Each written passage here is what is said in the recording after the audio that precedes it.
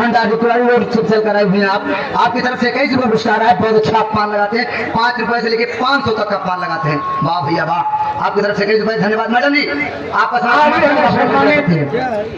हमारे संदीप तिवारी पंडित के पूरा महाकाल आप 21 पुरस्कार दिए हुए हैं। हमारी पार्टी की तरफ से लाख लाख शुक्रिया।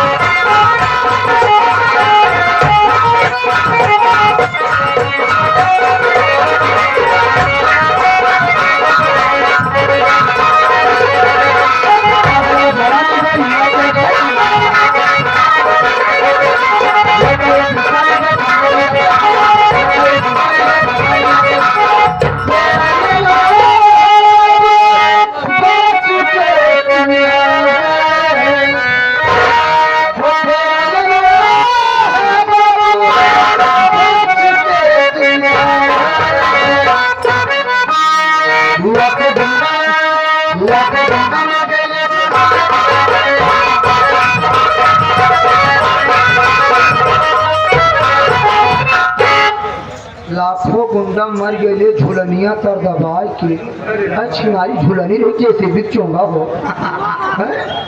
इतना वजन के बनवाए रहा। ये आगे चाचा जी अपना नाम तो नहीं बताए, पैसा देके चुप्पे से चले गए। कहन गणेश के माई हेराई गए हैं भंडारम भैया घर मालिक के। देखा चाचा उल्टा सीधा नाम जी बुलवाओ ना, घर मालिक सुबह पैसों न दी है। कहे जितना जो कर आए हैं सब हमारे माई रहेंगे, उल्टा सीधा कहा था हम कहीं ना पाओ, उल्टा सीधा जी नाम बुलवावा नहीं गलत बोल बोल। 31 रुपए का पुरस्कार, बहुत बहुत धन्यवाद। आगे हमें सम्मानित भैया श्री राजेश यादव साहब। यादव जी कुंवर शाह गिरधरपुर से आप आए हुए हैं। क्या कह रहे हैं आप अपने हस्त करो मेरा 101 रुपये पुरस्कार। हमारी पार्टी हार्दिक शुक्रिया अदा करती है। जय हिंद। अब भाई लिख लिए भाई साहब। रिपीट कर कहा लिख लेंगे। पंडित पूरा के हमारे बादशाह जितेंद्र तिवारी उर्फ जिल्लू भैया सुने हो आप 100 रुपये देने तो शुक्रिया। जित्तू कहाँ है? हाँ ना जैसे लिखे हो